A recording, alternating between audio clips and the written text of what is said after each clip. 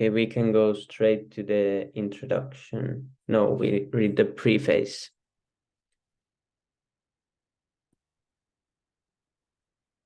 Okay, who wants to start with the preface?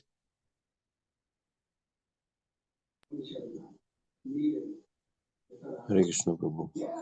Learned from the Srila Prabhupada. The charge was 8%. Okay. The Srila Prabhupada. Preface. Originally, I wrote. It's clear, Prabhu, now? It's audible Yes, now? Prabhu. Hare Krishna. Hare Krishna.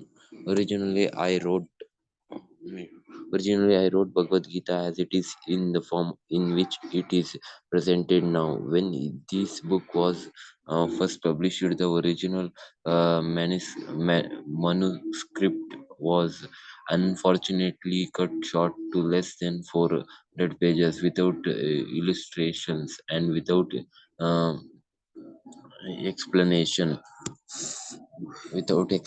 for most of the original verses of the Srimad Bhagavad Gita.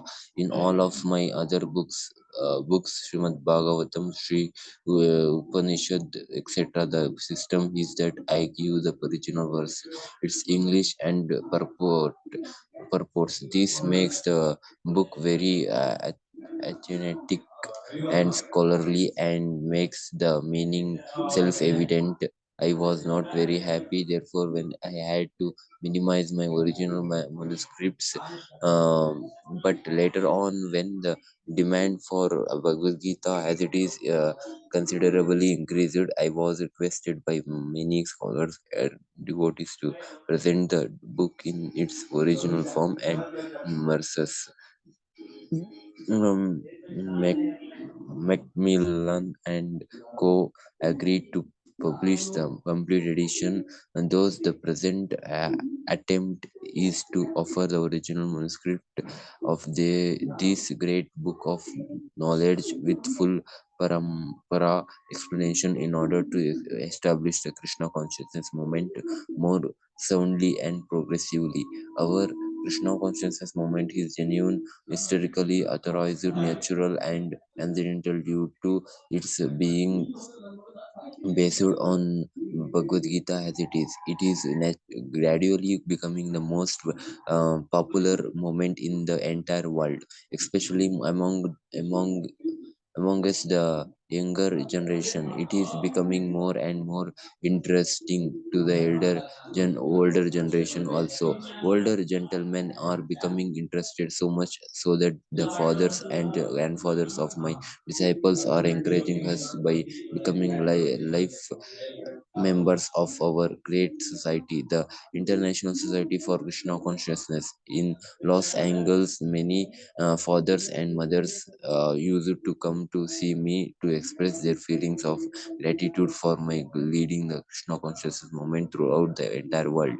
Some of them said that it is very greatly fortunate for the Americans that I have started the Krishna consciousness movement in America, but actually the original father of this movement is Lord Krishna himself, since it was stated a very long time ago, but he's coming down to human society by disciplic succession.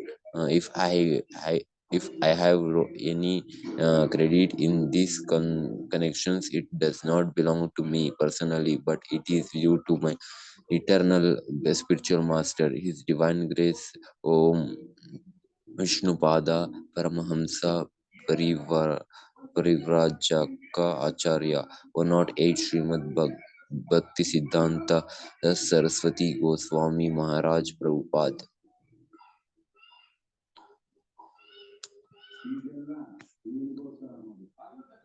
It, if personally I have any credit in this matter, it is only that I have tried to present Bhagavad Gita as it is, without adulteration alteration. Before my presentation of Bhagavad Gita as it is, almost all the English editions of Bhagavad Gita were introduced to fulfill someone's personal ambitions, but our attempt in presenting Bhagavad Gita as it is to present the mission of the supreme personality of Godhead, Krishna. Our business is to present the will of Krishna, not that of any mundane speculator like the politician, philosophers, or scientists.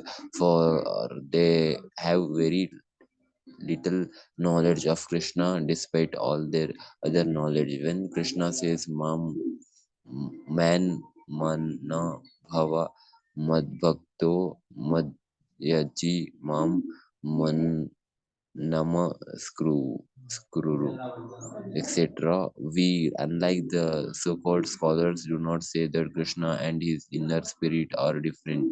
Krishna is absolute, and there is no difference between Krishna's name, Krishna's form, Krishna's quality, Krishna's past tense, etc. This absolute position of Krishna is difficult to understand for any person who is not a very who is not a devotee of Krishna in the parampara disciplic successions system. Generally, the so-called scholars, politicians, philosophers, and swamis, without perfect knowledge of Krishna, dare to banish or kill Krishna when writing commentary or on Bhagavad Gita. Such unauthorized commentary upon Bhagavad Gita is known as Mayavadi. Bhasya, and Lord Chaitanya has warned us about these unauthorized men. Lord Chaitanya clearly says that anyone who tries to understand Bhagavad Gita from the Mayavadi point of view will commit a great blunder.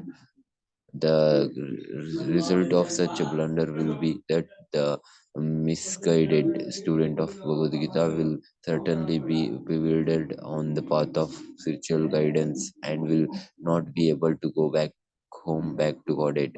Our only purpose is to present the Bhagavad Gita, this Bhagavad Gita as it is, in order to guide the conditioned student to the same purpose for which Krishna descendants to this planet once in a day of Brahma, or every 6 lakh, I mean, this much years, yes, 800 this years. This purpose is stated in Bhagavad Gita, and we have to accept it as it is.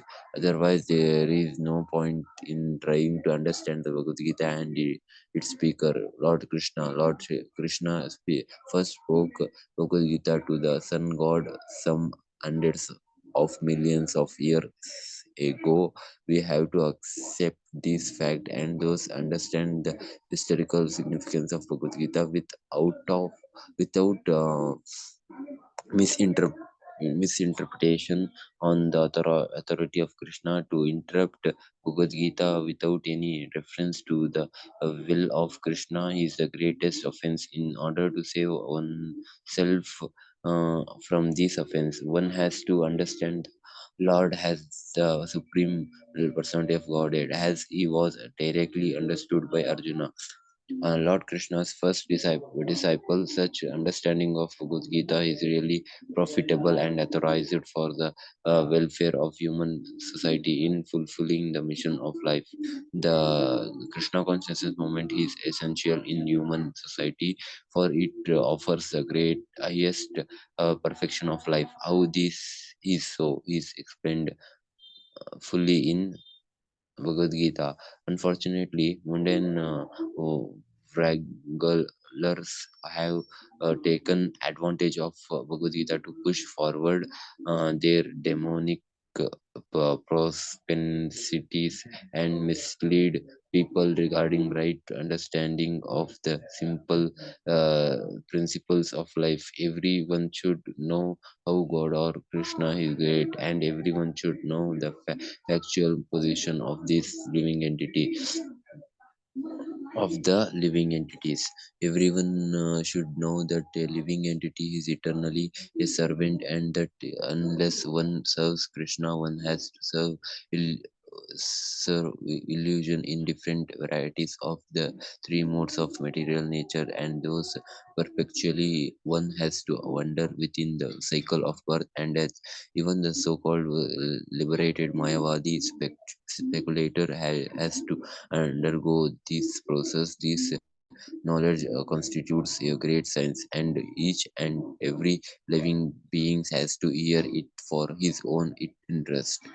People in general, especially in this age of Kali, are enamored by the eternal energy of Krishna, and they wrongly think that by advance of material comforts, every man will be happy. They have no knowledge. Yeah, Prabhu. Sorry.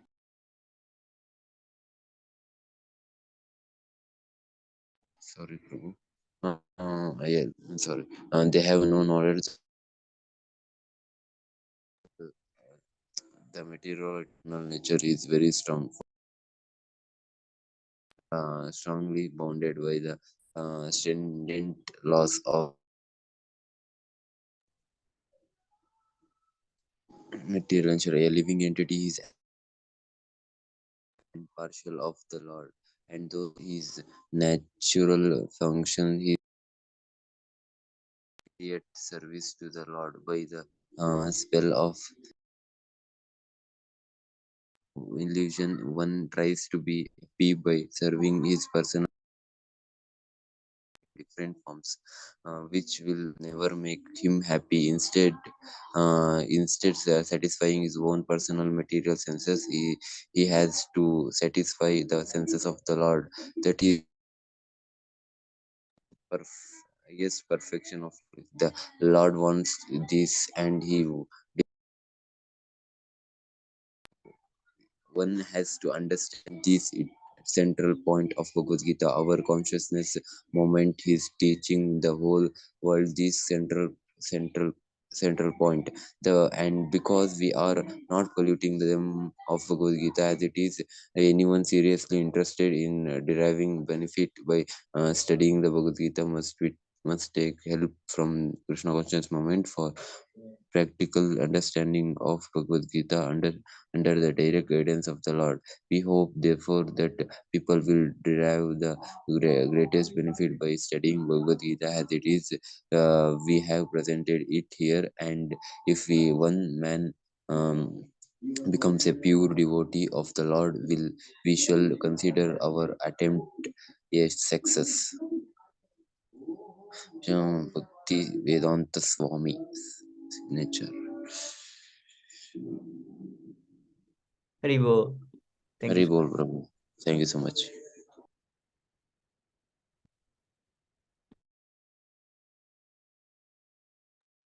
Haribo. Now we read the Mangalacharan prayers. Introduction. Om Namo Bhagavate Vasudevaya. Om Namo Bhagavate Vasudevaya. Om Namo Bhagavate Vasudevaya. Om Gnanatimirandasya Gyananjana Salakaya Chakshurunmilitam Yena Tasmai Shri Gurave Namaha. Shri Chaitanya Manobhistam Stapitam Yena Bhutale Swayam Rupa Kada Mahyam Darati Swaparantikam Vandeham Shri Guru Shri Yutapada Kamalam Shri Gurun Vaishnavamscha Shri Rupam Sagrajatam Sahagana Raghunathanvitam Tam Sajivam Sadvaitam Savarutam Parijana Sahitam Krishna Chaitanya Devam Sri Radha Krishna Padan Sahagana Lalita Sri Visakanvitam Scha He Krishna Karuna Sindhu Dina Pando Jagatpate Gopesh Gopika Kanta Radha Kanta Namostute Tapta Kanchana Gourangi Radhe Vrindavaneshwari Vrisabhanusute Devi Pranamami Haripriye Vancha Kalpatarupyascha Kripa Sindhupya Vacha Patitanam Pavanebhyo Vaishnavebhyo Namo Namaha Namam Vishnu Padaya Krishna Pristaya Bhutale Srimate Bhaktivedanta Swami Nitinamine Namaste Saraswate Deve Gauravani Pracharine Nirvishesha Shunyvari Pashatarishtarine Jai Shri Krishna Chaitanya Prabhu Nityananda Sri Advaitat Kadadara Srivasari Gaura Bhakta Vrinda Hare Krishna, Krishna Krishna, Hare Hare, Hare Rama, Rama Rama, Hare Hare. Ribo. Okay, now we read the translations. Okay, introduction and translations for the Mangalacharya pairs. I was born in the darkest ignorance, and my spiritual master opened my eyes with the torch of knowledge. I offer my respectful obeisances unto him. When will Srila Rupa Goswami Prabhupada, who was established within this material world the mission to fulfill the desire of Lord Chaitanya, give me shelter under his lotus feet? I offer my respectful obeisances unto the lotus feet of my spiritual master and unto the feet of all Vaishnavas. I offer my respectful obeisances unto the lotus feet of Srila Rupa Goswami, along with his elder brother Sanatan Goswami, as well as Raghunath Das and Raghunath Bhatta, Gopala Bhatta, and Srila Jiva Goswami. I offer my respectful obeisances to Lord Krishna Chaitanya and Lord Nityananda, along with Advaita Acharya, Gadadhara, Srivas, and other associates. I offer my respectful obeisances to Srimati Radharani and Sri Krishna, along with their associates Sri Lalita and Visakha. O my dear King, you are the friend of the distressed and the source of creation. You are the master of the gopis and the lover of Radharani. I offer my respectful obeisances unto you. I offer my respects to Radharani, whose bodily complexion is like molten gold and who is the queen of Vrindavan. You are the daughter of King Vrishabhanu, and you are very dear to Lord Krishna. I offer my respectful obeisances unto all the Vaishnava devotees of the Lord, who can fulfill the desires of everyone, just like desired trees, and who are full of compassion for the fallen souls. I offer my obeisances to Sri Krishna Chaitanya, Prabhu Nityananda, Sri Advaita Gadadhara, Srivasa, and all others in the line of devotion. Hare Krishna, Krishna Krishna, Hare Hare, Hare Rama, Rama Rama, Hare Hare. Bhagavad Gita is also known as Gita Upanishad. It is the essence of Vedic knowledge and one of the most important Upanishads in Vedic literature. Of course, there are many commentaries in English on the Bhagavad Gita, and one may question the necessity for another one. This present edition can be explained in the following way. Recently, an American lady asked me to recommend an English translation of Bhagavad Gita. Of course, in America, there are so many editions of Bhagavad Gita available in English. But as far as I have seen, not only in America, but also in India, none of them can be strictly said to be authoritative, because in almost every one of them the commentator has expressed his own opinions without touching the spirit of Bhagavad Gita as it is. The spirit of Bhagavad Gita is mentioned in Bhagavad Gita itself. It is just like this. If we want to take a particular medicine, then we have to follow the directions written on the label. We cannot take the medicine according to our own whim or direction of a friend. It must be taken according to the directions on the label or the directions given by a physician. Similarly, Bhagavad Gita should be taken or accepted as it is, directed by the speaker himself. The speaker of Bhagavad Gita is Lord Sri Krishna. He is mentioned on every page of Bhagavad Gita as the Supreme Personality of Godhead, Bhagavan. Of course, the word Bhagavan sometimes refers to any powerful person or any powerful demigod, and certainly here Bhagavan designates Lord Sri Krishna as a great personality. But at the same time, we should know that Lord Sri Krishna is the Supreme Personality of Godhead, as is confirmed by all great acharyas, spiritual masters like Shankaracharya, Ramanujacharya, Madhvacharya, Nimbarka Swami, Sri Chaitanya Mahaprabhu, and many others authorities of Vedic knowledge in India. The Lord himself also establishes himself as the Supreme Person of Godhead in the Bhagavad Gita, as he is accepted as such in the Brahma Samhita and all the Puranas, especially the Srimad Bhagavatam, known as the Bhagavad Purana, Krishnastu Bhagavan Svayam. Therefore, we should take Bhagavad Gita as it is, directed by the Person of Godhead himself. In the 4th chapter of the Gita, Lord says, Imam vivasvate yogam proktavan aham avyayam vivasvan manave praha manur ikshvakave bravit evam parampara praptam imam rajarishau vidu sakalaneha mahata yogo nasta parantapa. Sa evayam mayate dhyayoga prokta puratanaha bhaktosi me sakacheti rahasyam hyetad uttamam. Here the Lord informs Arjuna that this system of yoga, the Bhagavad Gita, was first spoken to the sun god, and the sun god explained it to Manu, and Manu explained it to Ikshvaku. And in that way, by disciplic succession, one speaker after another, this yoga system has been coming down. But in the course of time, it has become lost. Consequently, the Lord has to speak it again, this time to Arjuna on the battlefield of Kurukshetra. He tells Arjuna that he is relating the supreme secret to him because he is devotee and his friend. The purport of this is that Bhagavad Gita is a treatise which is especially meant for the devotee of the Lord. There are three classes of transcendentalists, namely the Jnani, the Yogi, and the Bhakta or the impersonalist, the meditator and the devotee. Here the Lord clearly tells Arjuna that he is making him the first receiver of a new parampara, disciplic successions, because the old succession was broken. It was the Lord's wish, therefore, to establish another parampara in the same line of thought that was coming down from the sun god to others, and it was his wish that his teaching be distributed anew by Arjuna. He wanted Arjuna to become the authority in understanding the Bhagavad Gita. So we see that Bhagavad Gita is instructed to Arjuna, especially because Arjuna was a devotee of the Lord, a direct student of Krishna, and his intimate friend. Therefore, Bhagavad Gita is best understood by a person who has qualities similar to Arjuna's. That is to say, he must be a devotee in a direct relationship with the Lord. As soon as one becomes a devotee of the Lord, he also has a direct relationship with the Lord. That is a very elaborate subject matter, but briefly it can be stated that a devotee is in a relationship with the Supreme Personality of Godhead in one of 5 different ways. One may be a devotee in a passive state, one may be a devotee in an active state, one may be a devotee as a friend, one may be devotee as a parent, one may be devotee as a conjugal lover. Arjuna was in a relationship with the Lord as friend. Of course, there is a gulf of difference between friendship and the friendship found in the material world. This is transcendental friendship, which cannot be had by everyone. Of course, everyone has a particular relationship with the Lord, and that relationship is evoked by the perfection of devotional service. But in the present status of our life, we have not only forgotten the Supreme Lord, but we have forgotten our eternal relationship with the Lord.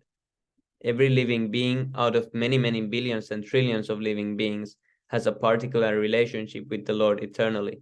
That is called Svarupa. By the process of devotional service, one can revive that Svarupa, and that stage is called Svarupa Siddhi, perfection of one's constitutional position.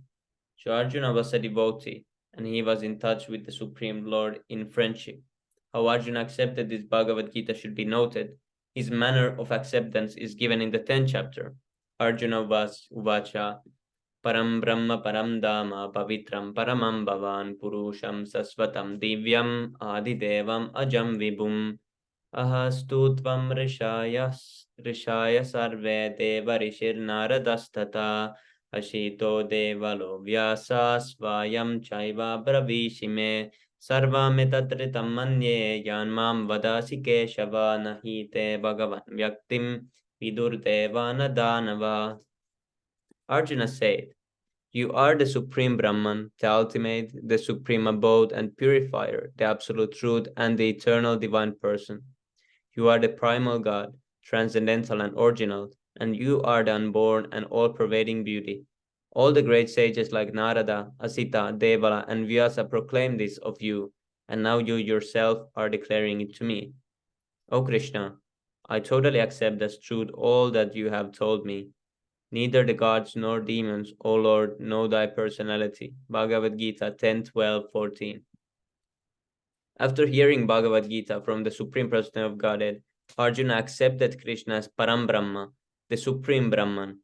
Every living being is Brahman, but the Supreme Living Being or the Supreme Person of Godhead is the Supreme Brahman. Param Dhamma means that he is the supreme rest or abode of everything. Pavitram means that he is pure, unattained by material contamination. Purusham means that he is the supreme enjoyer. Divyam, transcendental, Adidevam, the Supreme Person of Godhead, Ajam, the unborn, and Vibhum, the greatest, the all-pervading. Now one may think that because Krishna was the friend of Arjuna, Arjuna was telling him all this by way of flattery. But Arjuna, just to drive out this kind of doubt from the minds of the readers of Bhagavad Gita, substantiates these praises in the next verse when he says that Krishna is accepted as the supreme person of God, and not only by himself but by authorities like the sage Narada, Asita, Devala, Vyasadeva, and so on. These are great personalities who distribute the Vedic knowledge as it is accepted by all acharyas. Therefore, Arjuna tells Krishna that he accepts whatever he says to be completely perfect. Sarvametadritam manye. I accept everything you say to be true. Arjuna also says that the person of the Lord is very difficult to understand and that he cannot be known even by the great demigods. This means that the Lord cannot even be known by personalities greater than human beings. So how can a human being understand Sri Krishna without becoming his devotee? Therefore, Bhagavad Gita should be taken up in a spirit of devotion. One should not think that he is equal to Krishna, nor should he think that Krishna is an ordinary personality or even a very great personality. Lord Sri Krishna is the supreme personality of Godhead, at least theoretically, according to the statements of Bhagavad Gita or the statements of Arjuna, the person who is trying to understand the Bhagavad Gita. We should therefore at least theoretically accept Sri Krishna as the supreme personality of Godhead, and with that submissive spirit we can understand the Bhagavad Gita. Unless one reads the Bhagavad Gita in submissive spirit, it is very difficult to understand Bhagavad Gita because it is a great mystery. Just what is that Bhagavad Gita? The purpose of Bhagavad Gita is to deliver mankind from the nescience of material existence. Every man is in difficulty in so many ways. As Arjuna also was in difficulty in having to fight the battle of Kurukshetra, Arjuna surrendered unto Sri Krishna, and consequently this Bhagavad Gita was spoken. Not only Arjuna, but every one of us is full of anxieties because of this material existence. Our very existence is in the atmosphere of non-existence. Actually, we are not meant to be threatened by non-existence. Our existence is eternal, but somehow or other we are put into asat. Asat refers to that which does not exist. Out of so many human beings who are suffering, there are few who are actually inquiring about their position, as to that what they are, why they are put into this awkward position, and so on. Unless one is awakened to this position of questioning his suffering, unless he realizes that he does not want suffering, but rather wants to make a solution to all sufferings, then one is not to be considered a perfect human being. Humanity begins when this sort of inquiry is awakened in one's mind. In the Brahma Sutra, this inquiry is called Brahma Jignasa. Every activity of the human being is to be considered a failure unless he inquires about the nature of the absolute. Therefore, those who begin to question why they are suffering or what they are or where they came from and where they should go after death are proper students of understanding Bhagavad Gita. The sincere student should also have a firm respect to the Supreme Person of Godhead. Such a student was Arjuna. Lord Krishna descends specifically to re-establish the real purpose of life when man forgets that purpose. Even then, out of many, many human beings who awaken, there may be one who actually enters the spirit of understanding his position. And for him, this Bhagavad Gita is spoken. Actually, we are followed by the tiger of nescience. But the Lord is very merciful upon living entities, especially human beings. To his end, he spoke the Bhagavad Gita, making his friend Arjuna his student. Being an associate of Lord Krishna, Arjuna was able above all ignorance. But Arjuna was put into ignorance on the battlefield of Kurukshetra just to question Lord Krishna about the problems of life, so that the Lord could explain them for the benefit of the future generations of human beings and chalk out the plan of life. This was today in the Q&A session. Sundar Gopal Prabhu said this. The man could act accordingly and perfect the mission of human life. Then man could act accordingly. The subject of the Bhagavad Gita entails the comprehension of 5 basic truths. First of all, the science of God is explained, and then the constitutional position of the living entities, jivas. There is Ishvara, which means controller, and there are jivas, the living entities which are controlled. If a living entity says that he is not controlled but he is free, then he is insane. The living being is controlled in every respect, at least in his conditioned life. So in the Bhagavad Gita, the subject matter deals with the Ishvara, the supreme controller, and the Jivas, the controlled living entities, Prakriti, material nature, and the time, the duration of existence of the whole universe or the manifestation of material nature, and karma, activity, are also discussed. The cosmic manifestation is full of different activities. All living entities are engaged in different activities. From Bhagavad Gita, we must learn what God is, what the living entities are, what Prakriti is, what the cosmic manifestation is, and how it is controlled by time, and what the activities of the living entities are. Out of these 5 basic subject matters in Bhagavad Gita, it is established that the Supreme Godhead or Krishna or Brahman or Supreme Controller or Paramatma, you may use it whatever name you like, is the greatest of all. The living beings are in duality like the Supreme Controller. For instance, the Lord has control over the universal affairs over material nature, etc., as will be explained in the later chapters of Bhagavad Gita. Material nature is not independent. She is acting under the directions of the Supreme Lord. As Lord Krishna says, Prakriti is working under my direction. When we see wonderful things happen in the cosmic nature, we should know that behind this cosmic manifestation there is a controller. Nothing could be manifested without being controlled. It is childish not to consider the controller. For instance, a child may think that an automobile is quite wonderful to be able to run without a horse or other animal pulling it, but a sane man knows the nature of the automobile's engineering arrangement. He always knows that behind the machinery there is a man, a driver. Similarly, the Supreme Lord is a driver under whose direction everything is working. Now the jivas or the living entities have been accepted by the Lord, as we will note in the later chapters, as his parts and parcels. A particle of gold is also gold, a drop of water from the ocean is also salty. And similarly, we the living entities, being part and parcel of the Supreme Controller, Ishvara or Bhagavan, Lord Sri Krishna, have all the qualities of the Supreme Lord in a minute quantity because we are minute Ishvaras, subordinate Ishvaras. We are trying to control nature as presently we are trying to control space or planets, and this tendency to control is there because it is in Krishna. But although we have a tendency to lord it over material nature, we should know that we are not the supreme controller. This is explained in Bhagavad Gita. What is material nature? This is also explained in Gita as inferior prakriti, inferior nature. The living entity is explained as the superior prakriti. Prakriti is always under control, whether inferior or superior. Prakriti is female and she is controlled by the Lord, just as the activities of a wife are controlled by the husband. Prakriti is always subordinate, predominated by the Lord, who is the predominator. The living entities and material nature are both predominated, controlled by the Supreme Lord. According to the Gita, the living entities, although parts and parcels of the Supreme Lord, are to be considered Prakriti. This is clearly mentioned in the 7th chapter, 5th verse of Bhagavad Gita. Apareyam itastvan yam. This Prakriti is my lower nature. Prakritim viddi me param jiva bhutam mahabaho jayetam darayate jagat. And beyond this, there is another Prakriti, jiva bhutam, the living entity.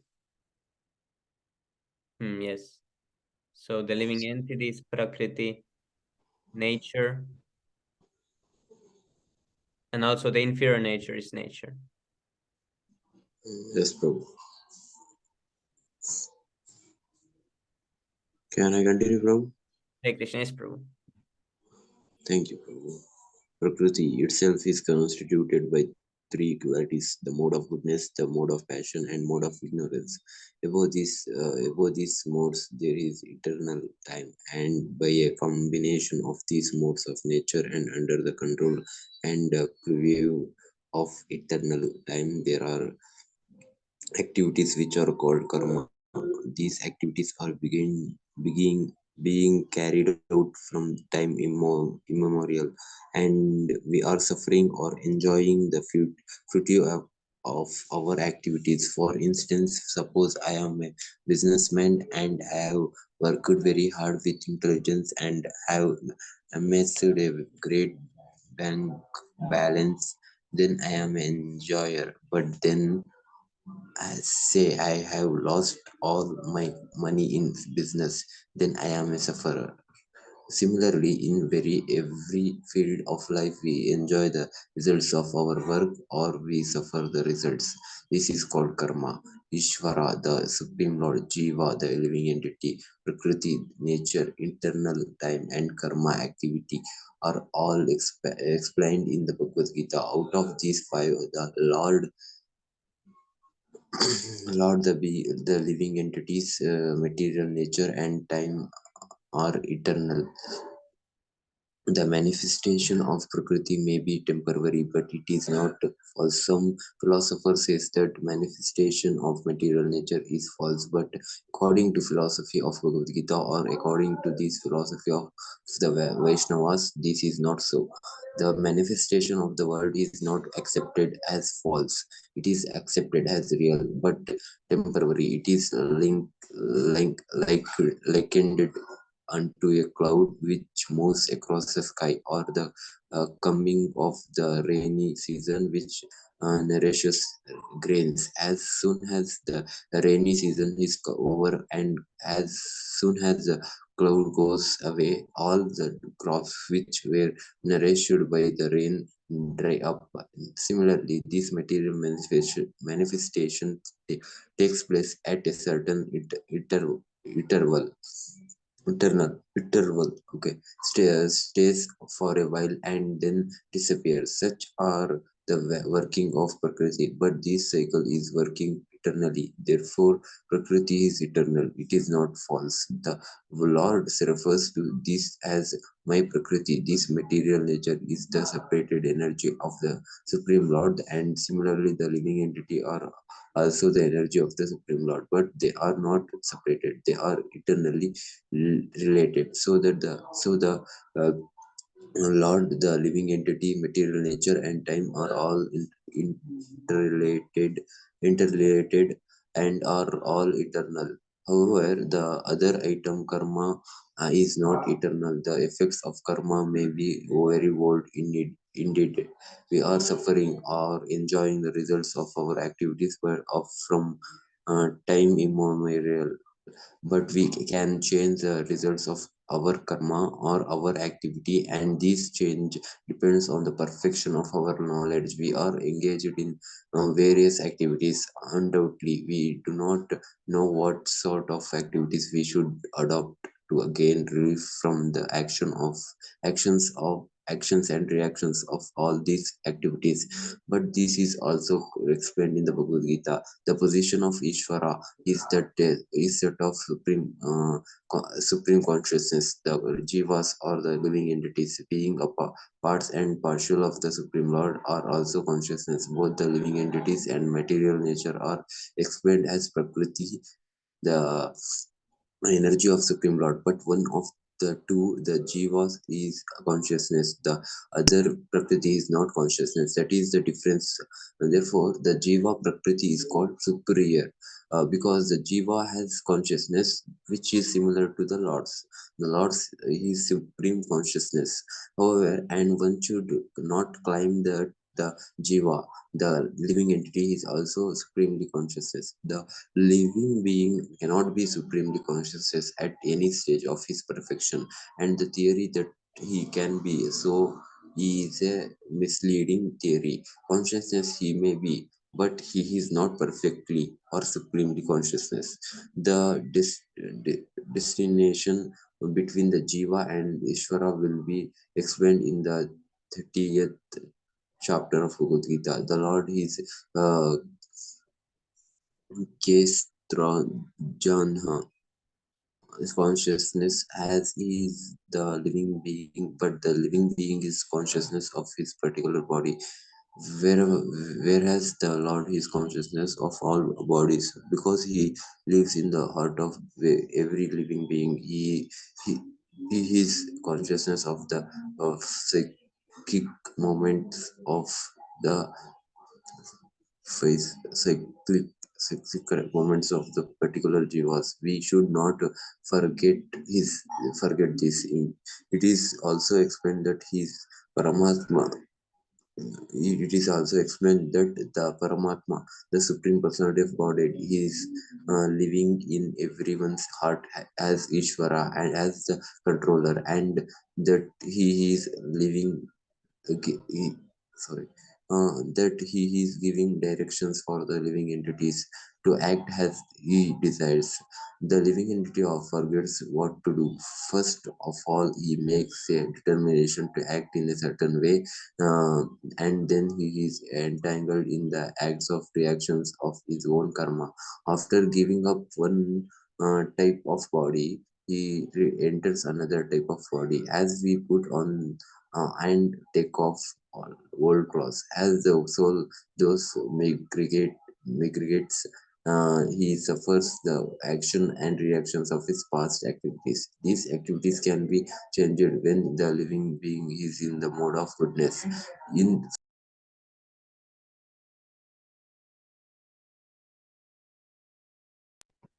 Scientist and understands what sort of activities he should adopt.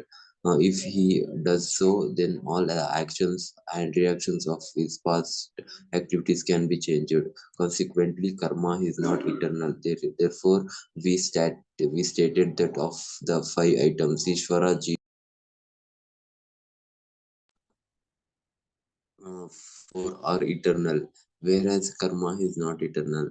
The supreme consciousness, Ishvara, is similar to the living entity in this way. Both the consciousness of the Lord and that of the living entities are transcendental. It is not that consciousness is generated by the association of matter. That is a mistaken idea.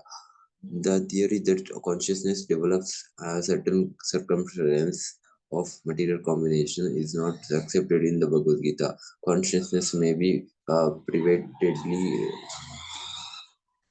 reflected by the covering of material circumferences, just as light reflect through colored glass may appear to be a certain color, but the consciousness of the Lord is not materially affected. Lord Krishna says, Maya Yakshesena Prakriti. When he descends into the material universe, his conscience is not materially affected. If he were so affected, he would be unfit to speak on transcendental matters, as he does in the Bhagavad Gita. One cannot say anything about the transcendental world without being free from material contaminated consciousness. So the Lord is not materially contaminated. Our consciousness at the present moment, however, is materially contaminated. The Bhagavad Gita teaches that we have to purify this materially contaminated consciousness.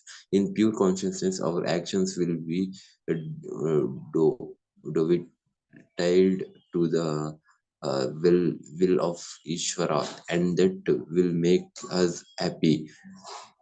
It is not that we have to cease all activities, rather our activities are to be purified, and purified activities are called bhakti. Activities in bhakti appear to be like ordinary activities, but they are not contaminated. As an ignorant person may see that a devotee is acting or working like an ordinary man, but such a person with a pure fund of knowledge does not know that the activity of devotee or the Lord are not contaminated by impure consciousness or matter. They are transcendental to the three modes of nature. We should know, however, that at this point our consciousness is contaminated. Mm, when we are materially contaminated, we are called conditioned. False consciousness is exhibited under the impression that I am a product of material nature. This is called false ego. One who is observed in the through thought of bodily conception cannot understand this situation, his situation. Bhagavad Gita was spoken to liberate from the bodily conceptions of life, and Arjuna put himself in this position in order to receive this information from the Lord. One must become free from the bodily conception of life, that is preliminary activity for the transcendentalist. One who wants to become free, who wants to become liberated, must first of all learn that he is not this material body. Mukti or liberation means freedom from material consciousness. In the in the Srimad Bhagavatam also a definition of liberation is given. Mukti, it means liberation from the contaminated consciousness of this material world and situation in pure consciousness.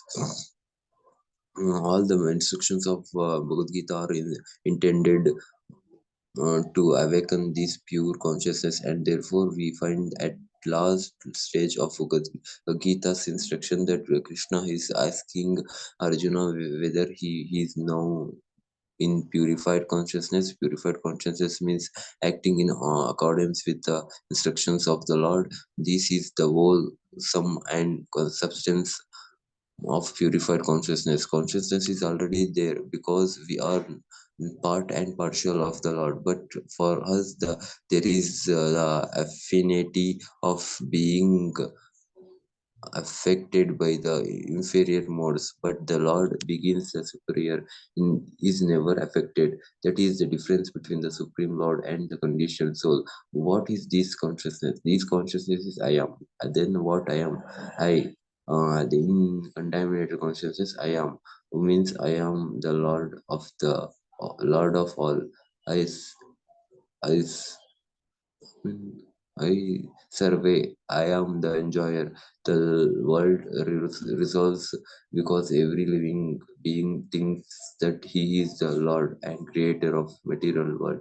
Material consciousness has two basic basic divisions. One is that I am the creator, and the other is that I am the enjoyer. But actually, the Supreme Lord is both the creator and enjoyer, and the living entity.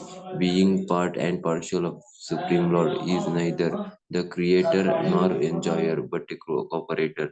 He is the created and the enjoyed. For instance, a part of a part of a machine cooperates with the whole machine. A part of the body cooperates with the whole body. The hands, feet, legs, eyes, and so on are all parts of the body, but they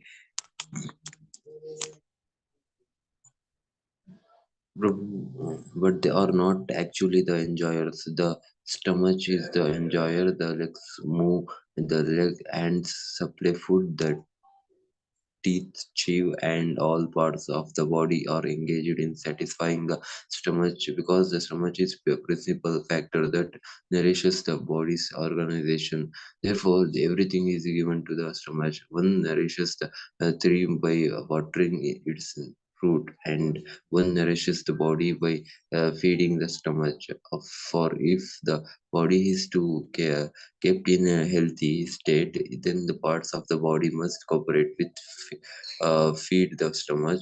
Similarly, the Supreme Lord is the enjoyer and the creator, and we, as subordinate living beings, are meant to cooperate to satisfy Him. These cooperation will actually help us, just as food taken by the stomach will help all other parts of the body. If the fingers of the hand think that they should take the food themselves instead of giving it to the stomach, then they will be frustrated. The central finger of creation and of enjoyment is the Supreme Lord, and the living entities are cooperators. By cooperation, they enjoy. The relation is also like that of the master and the servant. If the master is fully satisfied, then the servant is satisfied. Similarly, the Supreme Lord should be satisfied, although the tendency to become the creator and the tendency to enjoy the material world are there also in the living entities, because these tendency are there in the Supreme Lord who has created the manifested cosmic world. We shall find therefore in this Bhagavad Gita that the complete whole is compromised of the supreme controller, the controlled living entities, the cosmic manifestation, eternal time and karma, or eternal activities, and all of these are explained in this text of in this text. All of these taken completely from the complete whole, and the complete whole is called the supreme absolute truth. The complete whole and the complete absolute truth are the supreme personality of Godhead, Sri Krishna. All manifestation are due to his different energies. He is the complete whole. It is also explained in the Gita that impersonal Brahma is also subordinate to the complete. Brahman is more explicitly explained in the Brahma Sutra to be like the rays of the sunshine. The impersonal Brahman is the shining rays of the Supreme Personality of Godhead. Impersonal Brahman is incomplete realization of the absolute whole, and so also is the conception of Paramatma. In the 12th chapter, there it shall be seen that the Supreme Personality of Godhead, Purushottama, is above both impersonal Brahman and the partial realizations of Paramatma. The Supreme Personality of Godhead is called Sachidananda Vigraha. The Brahma Samhita begins in this way: Ishvara Parama Krishna Sachidananda Vigraha Anadir Adir Govinda Sarva Karana Karanam. Krishna is the causes of all causes. He is a primal causes cause, and he is the every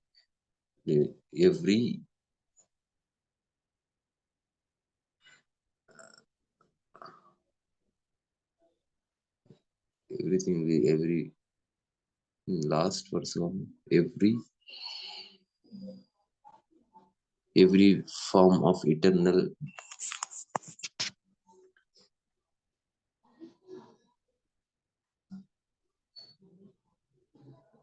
every form of eternal being, knowledge and bliss. Impersonal Brahman realization is the realization of his Sat being feature. Paramatma realization is the realization of the Chit, eternal knowledge feature. But realization of the personality of Godhead, Krishna, is realization of all the transcendental feature. Sachidananda Vigraha. Sachidananda, being knowledge bliss is complete vigraha form.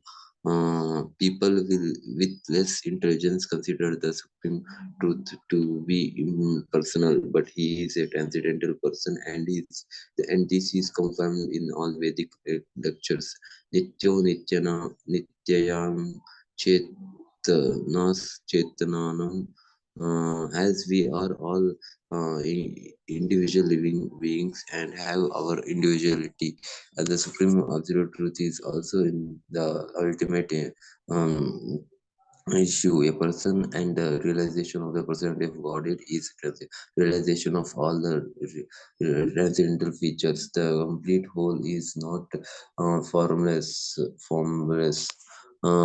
He, sorry, if he is formless, or if he is less than any other things, then he cannot be the complete whole. The complete whole must have everything within our experience and behind our experience. Otherwise, it cannot be complete. The complete whole personality of Godhead has immense potencies.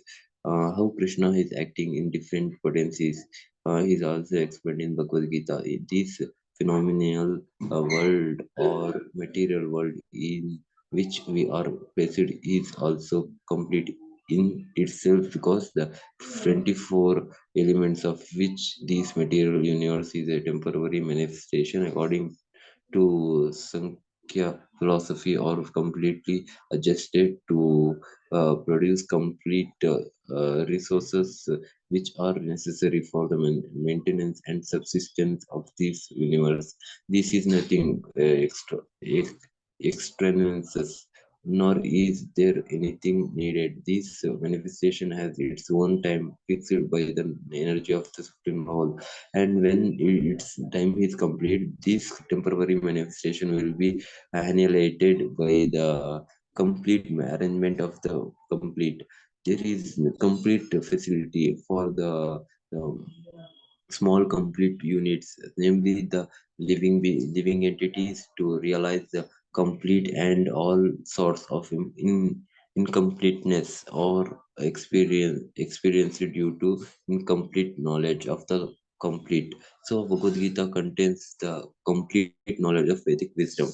All Vedic knowledge is infallible, and Hindus accept Vedic knowledge to be complete and infallible. For example, cow dung is the stool of an animal, and according to Smriti or Vedic injections, if one touches the stool of an animal, he has to take bath to purify himself. But in the Vedic scriptures, now cow dung is considered to be a purify agent.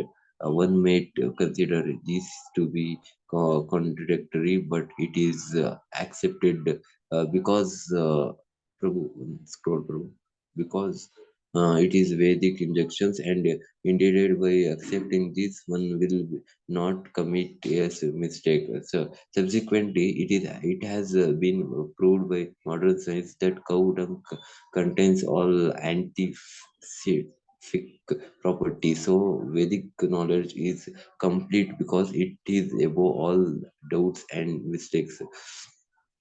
And Bhagavad Gita, it is the essence of all Vedic knowledge. Vedic knowledge is not a question of research, or where research work is imperfect because we are researching things with imperfect senses. We have to accept perfect knowledge which comes down as is stated in Bhagavad Gita by the Parama parampara, disciplic succession. We have to receive knowledge from the superior source in disciplic succession, being with the supreme spiritual master, the Lord Himself, and handed down to a succession of spiritual masters.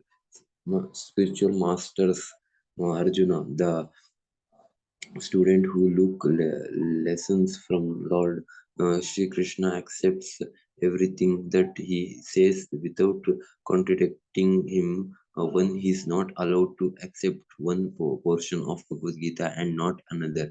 No, we must accept Bhagavad Gita without interpretation, with our without deletation, and without our own whimsical participation in the matter. The Gita should be taken as the most perfect presentation of Vedic knowledge. Vedic knowledge is received from transcendental source, and the first words were spoken by the Lord Himself. The words spoken by Lord are different from words spoken by a person of the mundane world who is infected with for defects. A mundaners is sure to commit mistakes, invariably illusioned, has a tendency to cheat others, and is limited by fourth one is as limited by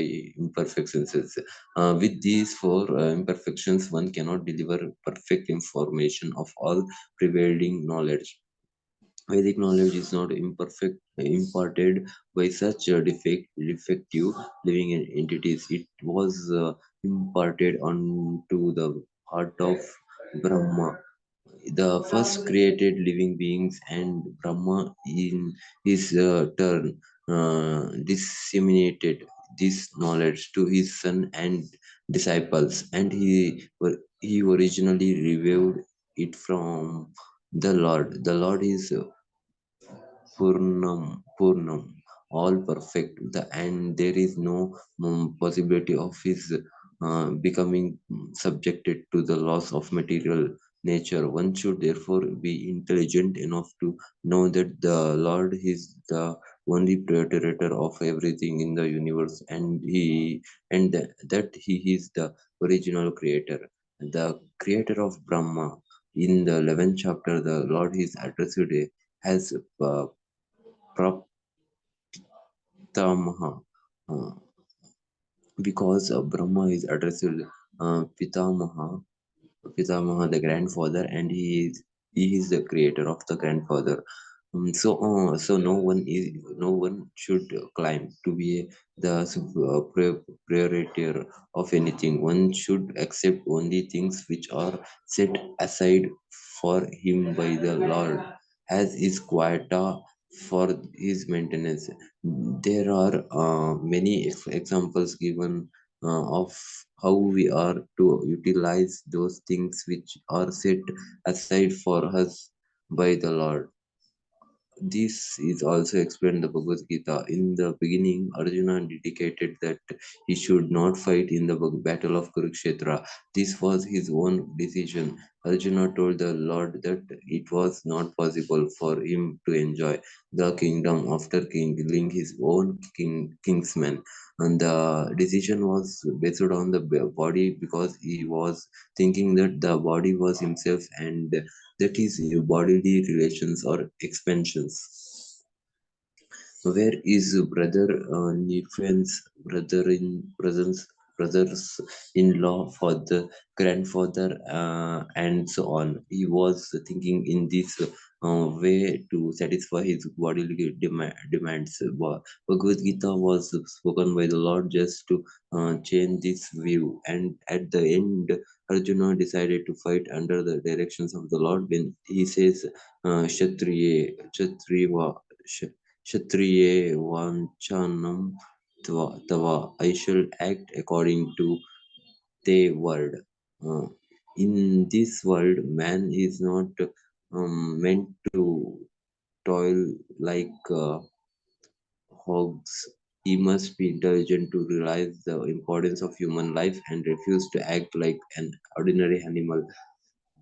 A human being should realize the aim of his life, and this direction is given in all Vedic literatures, and the essence is given in Bhagavad Gita. Vedic lectures is meant for human beings, not for animals. Uh, Animals can kill other living animals, and there is no question of sin on their part. But if a man kills an animal for the satisfaction of his uncontrolled taste, he must be responsible for breaking the laws of nature. In the Bhagavad Gita, it is clearly explained that there are three kinds of activities according to the different modes of nature: the activities of godness, of passion, and of ignorance. Similarly, there are three kinds of eatables also: eatables in goodness, passion, and ignorance. All of this is clearly described, and if we properly utilize the instructions of Bhagavad Gita, then our whole life will become purified, and ultimately we will be able to reach the destination which is behind this material sky.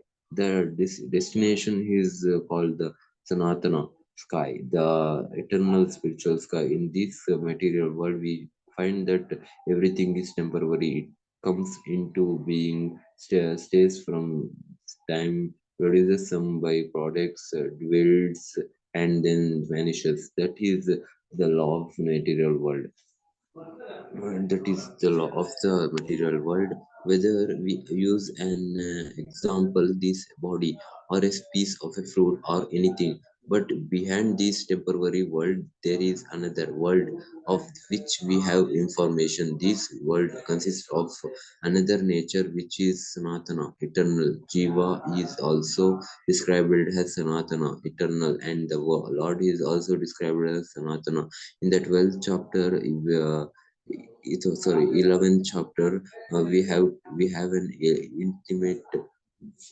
intimate relationship with the Lord, and because we are all qualitatively one, that Sanatana Dharma, or Sky, the Sanatana Supreme Personality, and the Sanatana living entities. The whole purpose of Bhagavad Gita is to revive our Sanatana occupations, or Sanatana Dharma, which is the eternal occupation of the living entity. We are temporarily engaged in different activities, but all of these activities can be purified when we give up all these temporary activities and take up the activities which are prescribed by Supreme Lord. That is called our pure life. The Supreme Lord and his transcendental abode or both Sanatana as the living entity, and the combined association of the Supreme Lord and the living entities in the Sanatana Godhead is the perfection of human life. The Lord is very kind to the living entities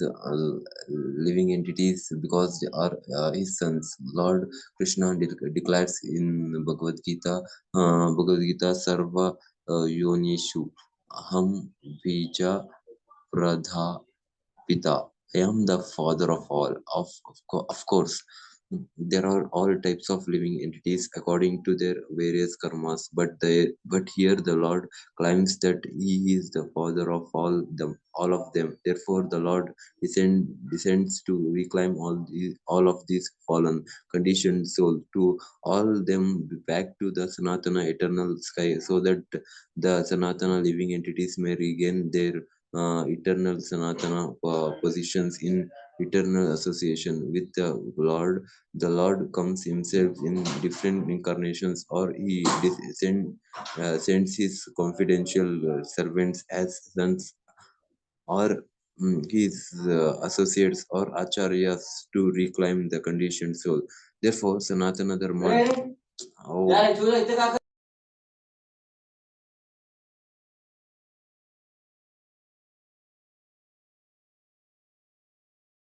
sorry, sorry, Prabhu. Therefore, Sanatana Dharma does not refer to uh, any sectarian process of religion. It is the eternal function of the eternal living entities in relationship with the eternal Supreme Lord. Sanatana Dharma refers, as stated previously, to the eternal occupation of the living entity. Ramanujacharya has explained the word Sanatana as that which has neither being nor end.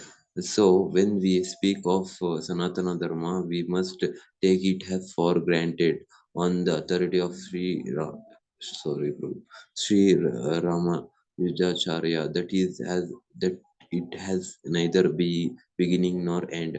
The English word religion is the title lit, uh, little is a little different from Sanatana Dharma. Religious conveys the idea of faith, and the faith may change. One may have the faith in a particular process, and he may change this faith and adopt another. But Sanatana Dharma refers to that activity which cannot be changed. For instance, liquidity cannot be taken from water, nor can heat be taken from fire. Similarly, the eternal function of the eternal living entity cannot be taken from the living entity. Sanatana Dharma is internal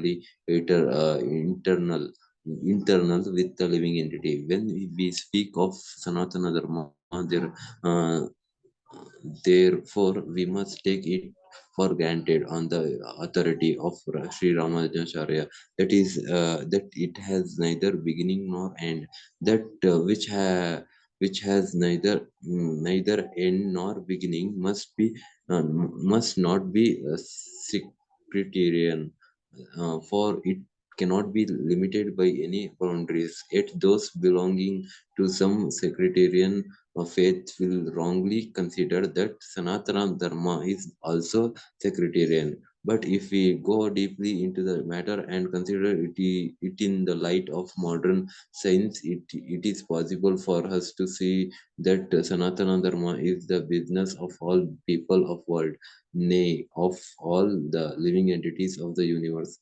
Non-Sanatana religious faith may have some beginning in the nullas of human history, but there is no beginning to the history of Sanatana Dharma because it remains eternally with the living entities insofar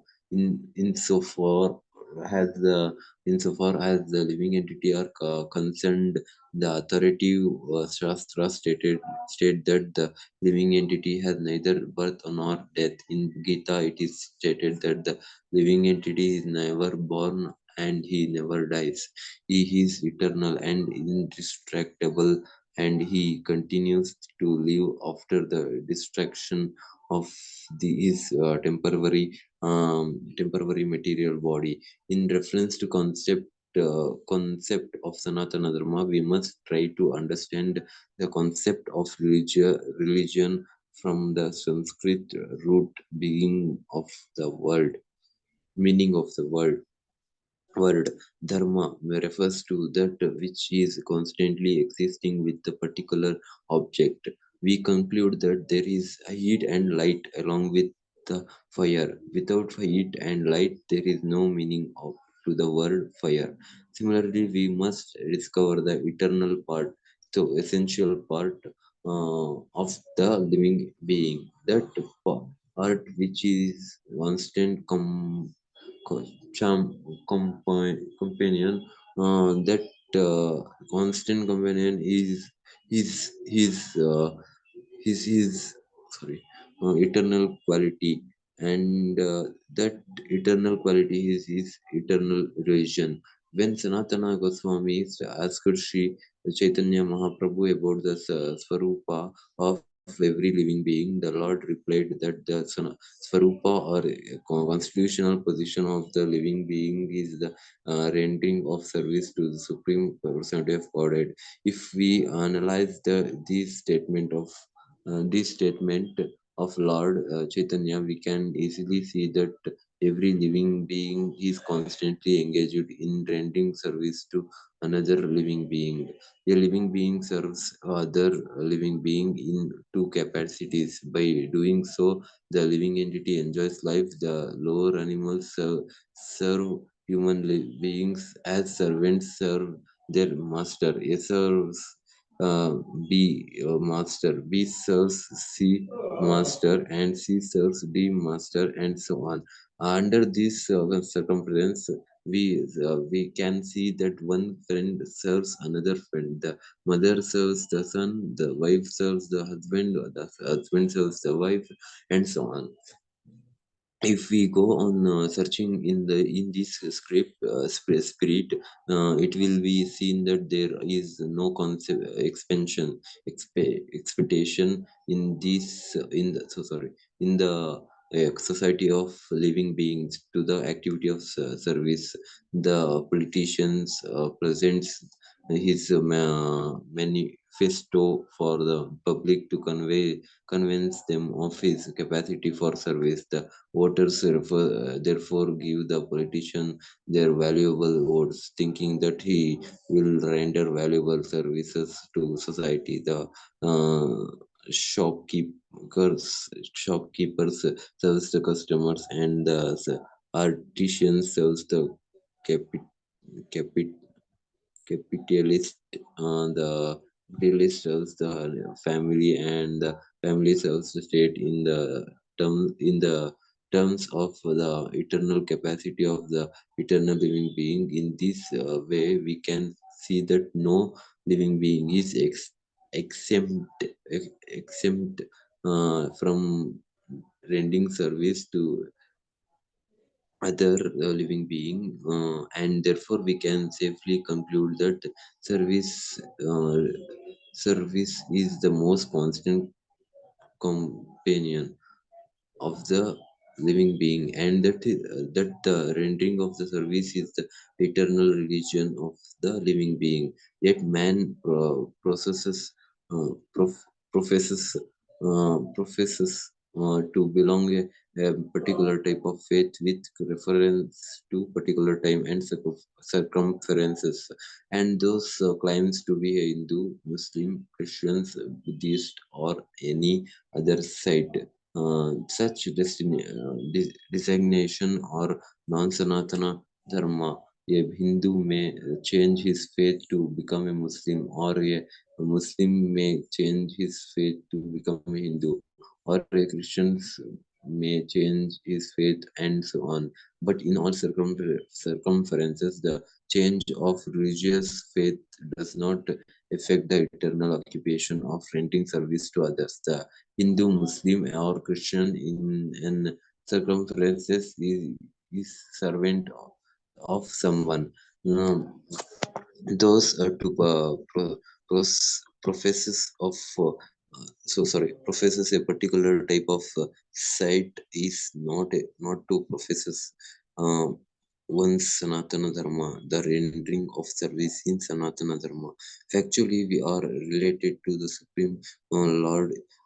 Supreme Lord in service. The Supreme Lord is the supreme energy, and we living entity are His servitor. We are created for His enjoyment, and if we participate in that eternal enjoyment with the supreme personality of Godhead, we become happy. We cannot become happy otherwise. It is not possible to be happy independently, just as one no one part of body can be happy without cooperating with the our stomach. It is not possible for the living entity to be happy without rendering transcendental loving service unto the Supreme Lord. In Bhagavad Gita, worship of different demigods or rendering service to them is not approved. It is stated in the seventh chapter, 20th verse, Karmes Kamis tais tair hart hajan hajanah parapadyante nya devata tam tam nyamam astya prakritya nityah swaya. Those whose mind are distracted by material desires and surrender onto demigods and follow the particular rules and regulations of worship according to their own nature. Bhagavad Gita, chapter 7, 20th verse.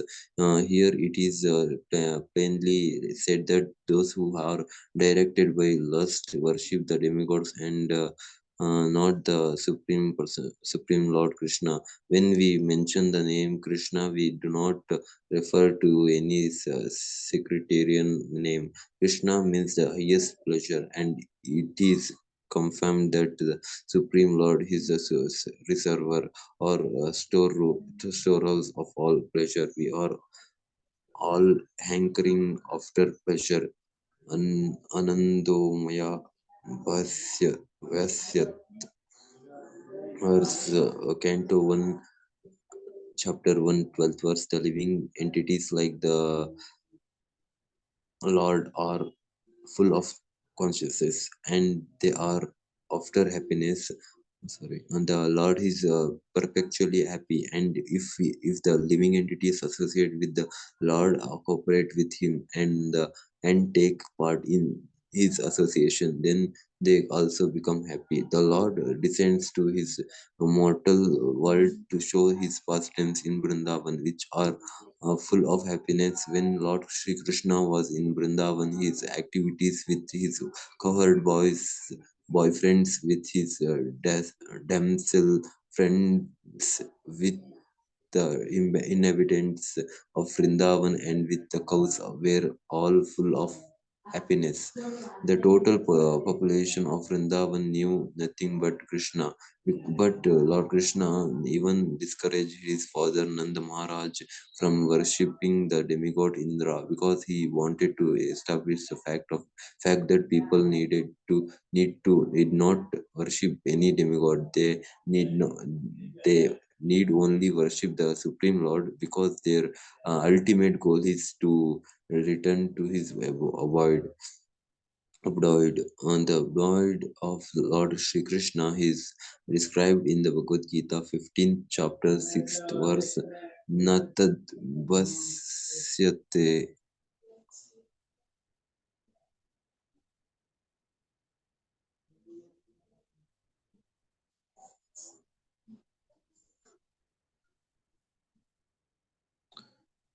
natad vasyate suryo na sansanako na sorry Prabhu sa sasanko na pavakha यद् गत्वा न निवर्तन्ते तद्धाम paramam mamam.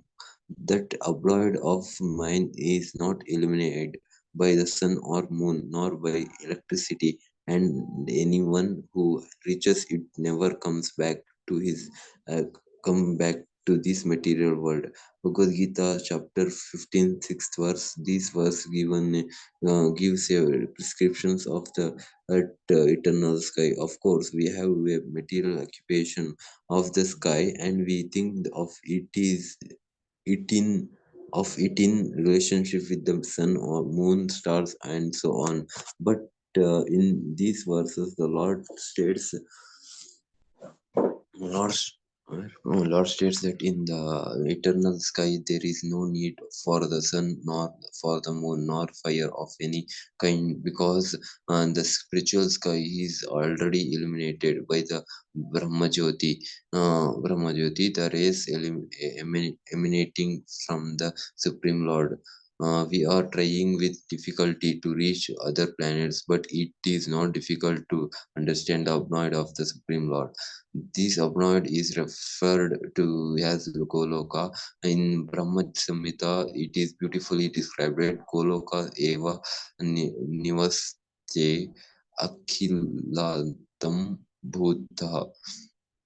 The Lord resides eternally in his abode Goloka, yet he can be approached from this world, and to this end the Lord comes to manifest his real form, Sachid Ananda Vigraha. When he manifests this form, there is no need for our imagining what he looks like to discourage such imaginative speculation. He descends and exhibits himself as he is. As Shyamasundara, unfortunately, the less intelligent dried, dried him because he comes as one of us and plays with us as a human being. But because of this, we should not consider that the Lord is one of us. It is by his potency that he presents himself in this real form because before us and displays his pastimes, which are prototypes of those pastimes. Um, Prototype of those pastimes found in his abode. In the effulgent rays of the spiritual sky, there are innumerable planets floating. The Brahmajyoti emanates from the supreme abode, Krishna Loka, and the Anandamaya Chinmaya planets, which are not material, float in those rays. The Lord says, "Na tad bhasyate suryo na sasanko na pavakha yad gatva nivartante tadhama paramam mahamam." One who can approach that spiritual sky is not required to descend again to the material sky.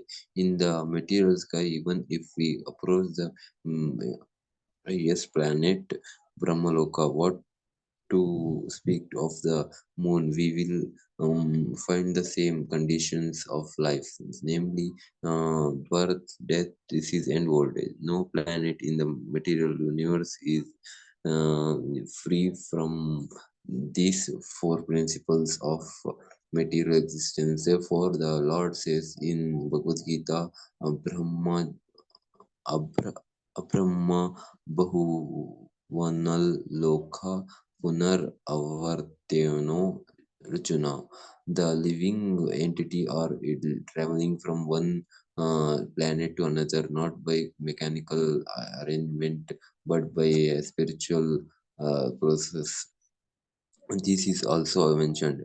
Yanti Yanti Deva Vrata Devan Prit, Pritarn Yanti Pritar Vrata.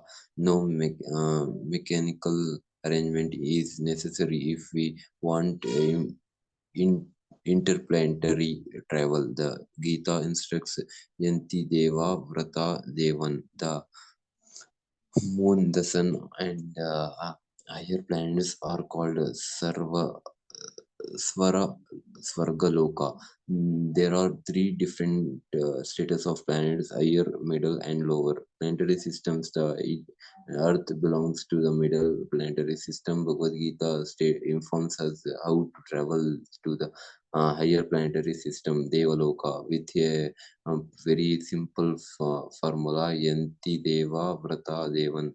One need only worship the particular demigod of the particular planet, and in that way go to the moon and moons, the sun, or any of the higher planetary system.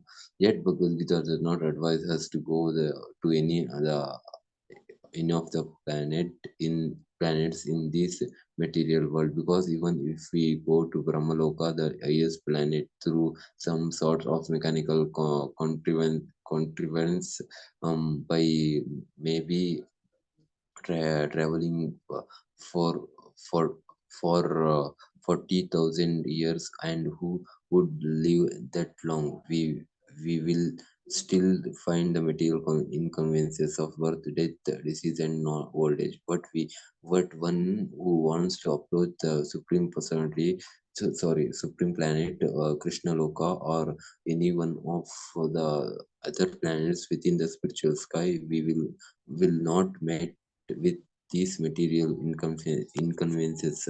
Amongst all of the planets in the spiritual sky, there is no one supreme planet called Goloka Vrindavan, which is the original planet in the abode of the original personality of Godhead, Sri Krishna. All of this information is given in Bhagavad Gita, and we are um, given through its instruction information how to live the material world and begin a truly blissful life in the spiritual sky. In 15th chapter of Bhagavad Gita, the real picture of the material world is given. It is said there, would would urdhva urdhva moolam अधः सख्यम् अस्वत्थाम प्रहो अव्ययम् छन्दमिसि यस्यं परनानि यस्तं वेद स वेदवित्.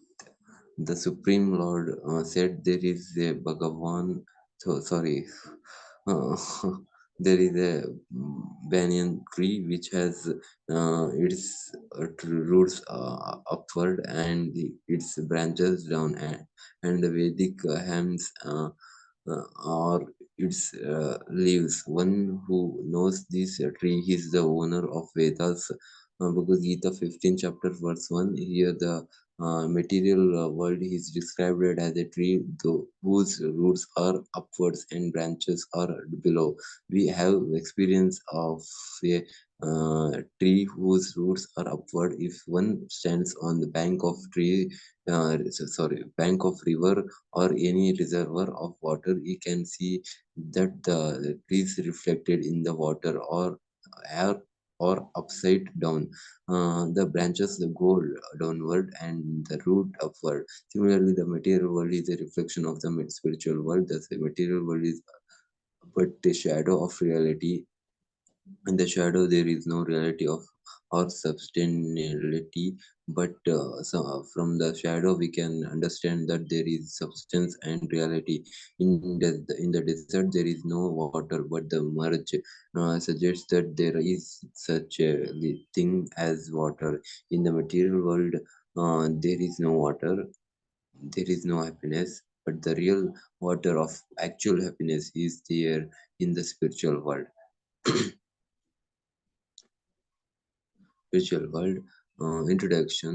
The Lord suggests that we attain the spiritual world in the following manner: nirmana, mohan mohajita, sangadosa, adhyayatma adhyayatma, nitya, vinivarta, kamaha, dvan द्वन्द्वर विमुक्त सुख दुःख summer समज्ञानर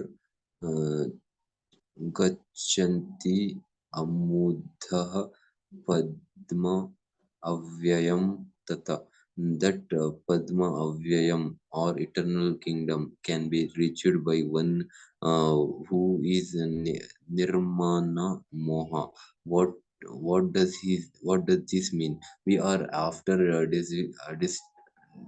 designation. Someone wants to become a son, someone wants to become lord, someone wants to become the president or a rich man or a rich or a king or something else. As long as we are attached to these designations, we are attached to the body, because the designations belongs to the body, but we are not these bodies. And realizing this is the first stage in spiritual realization. We are associated with the three modes of material nature, but we must become detached through devotional service to the Lord. If we are not attached to um, if we are not attached to devotional service to the Lord, then we cannot become detached. We cannot become detached from the modes of material nature. Resignation and attachments are due to our lust and desires, our wanting to lord it over the material nature. As long as we do not give up his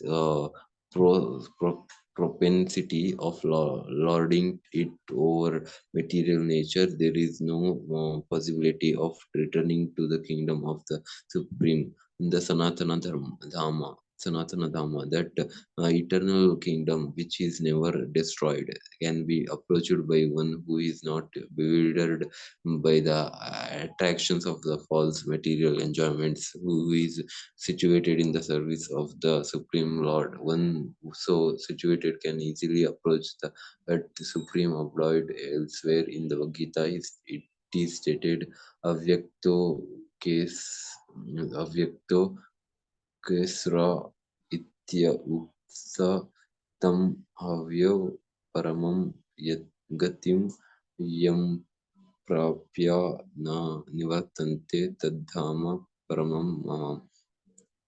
Avyakta means unmanifested. Not even all the material world is manifested before us. Our senses are so imperfect that we cannot even see all of the stars within this material world, universe. In Vedic lectures, we can say, receive much information about all the planets, and we can believe it or not believe it. All of the important planets are described in the Vedic literatures, especially Srimad Bhagavatam, and the spiritual world, which is behind this material sky, is described as avyakta and manifested. One should desires and hanker after that supreme kingdom. For when one attains that kingdom, he does not have to return to this material world.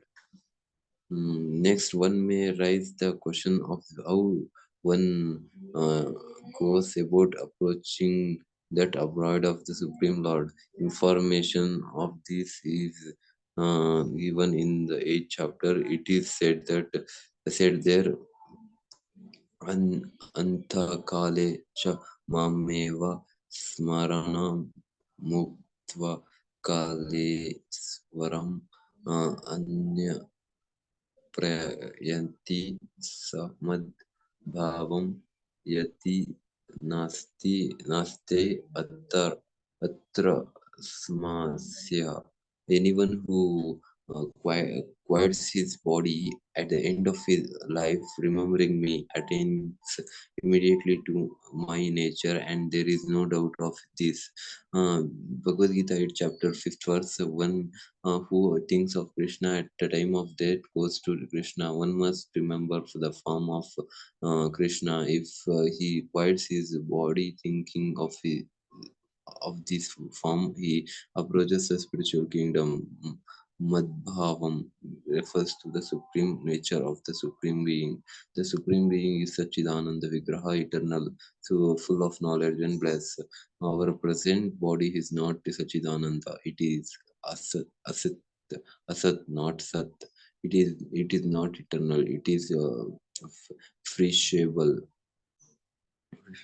It is not chit, full of knowledge, but it is full of ignorance. We have no knowledge of the spiritual kingdom, nor do we even have perfect knowledge of this material world, where there are so many things unknown to us. The body is also nirta, nirananda. Instead of being full of bliss, it is full of misery. All of misery we experience in the material world arises from the body.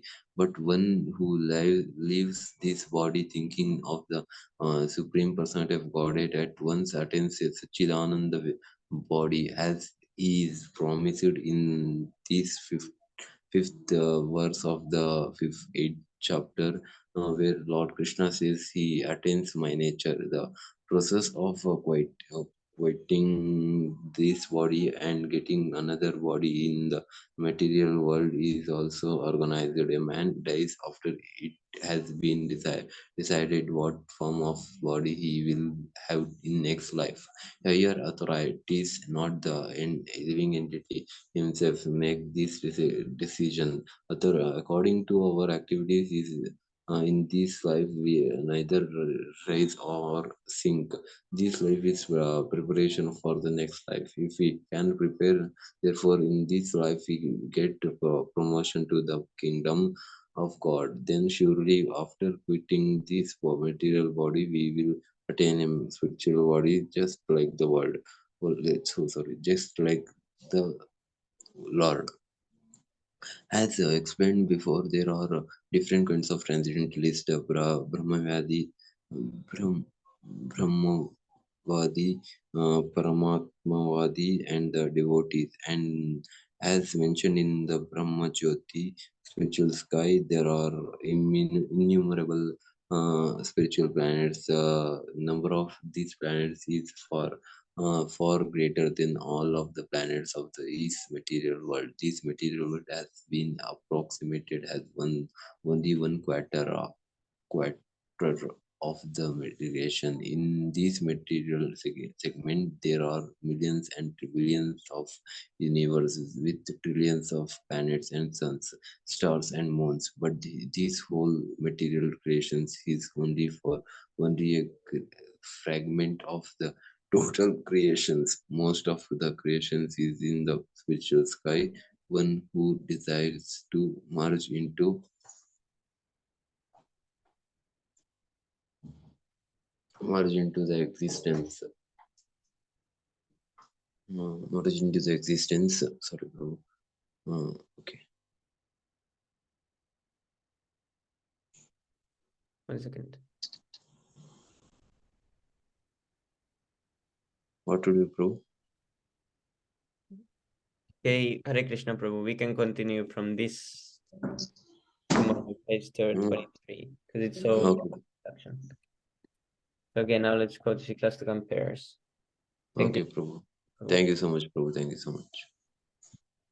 चेतोदर्पणमार्जनं भवमहादावाग्निर्वापनं श्रेयः कैरवचन्द्रिका वितरणं विद्यावादुजीवनम् आनन्दं पुतिवर्धनं प्रतिपदं पूर्णामृतस्वादनं सर्वात्मा स्नपनं परं विजयते श्रीकृष्णसङ्कीर्तनम् नाम्ना मकारि भवतु सर्वशक्तिर्तत्रार्पिता नियमिता स्मरणेन काला एतादृशी तव कृपा भगवन् ममामि दुर्दैवम् ईदृशं विज्ञानिननुग्रहा कृणादपि सुनीचेन तरोरपि सहिष्णुना मानिना मानदेन कीर्तनीया सदा हरि न धनं न जनं न सुन्दरीं कवितं वा जगदीश कामये मम जन्मे जन्मनीश्वरी भगवत् भक्तिर्हैतुके त्वयै अयि नन्दतनुजा किङ्करं पतितां मां विषमे भवां बुधौ कृपया तव पादपङ्कजस्थितधूलिसदृशं विचिन्तय